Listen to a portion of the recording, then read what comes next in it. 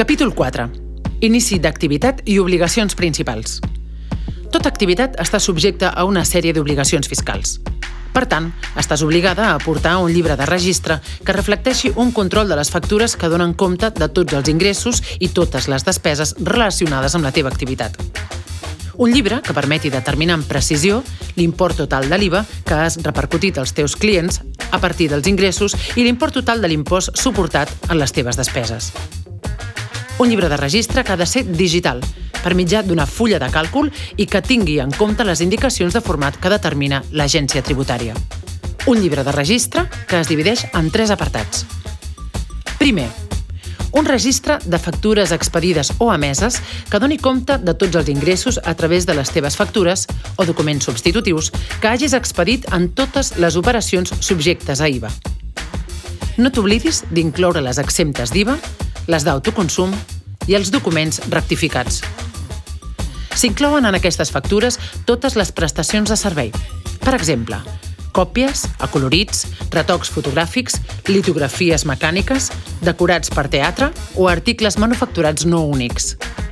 Incloses les factures resultants dels drets d'autor de les teves obres, per exemple, quan exposes o cedeixes obra per una exposició. Segon, un llibre de registre de factures rebudes, on s'han d'anotar totes les factures, justificants comptables i documents de duana corresponents als béns adquirits o serveis rebuts en la teva activitat professional. S'hi inclou compres de materials, serveis prestats per altres professionals, adquisició de subministres com aigua, llum i gas, despeses com lloguer i telèfon i les quotes mensuals d'autònoms i altres assegurances. Tercer, el tercer llibre és un llibre de registre corresponent als teus béns d'inversió. Un cop tinguis tota la informació endreçada, podràs conèixer per fi quin és l'estat real de la teva activitat i quines són les obligacions fiscals que has de declarar. A partir d'aquí, les principals declaracions tributàries que has de realitzar són: IVA trimestral, model 303, 4 vegades l'any.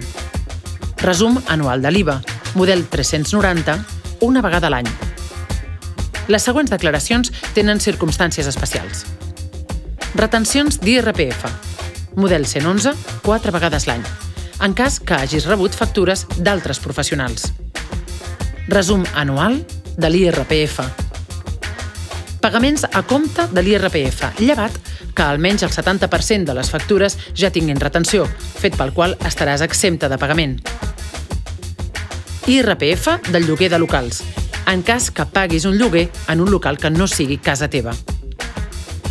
Resum anual de l'IRPF del lloguer, model 180, una vegada a l'any. Recorda, aquests són els principals models, però segons la teva activitat, potser no són els únics.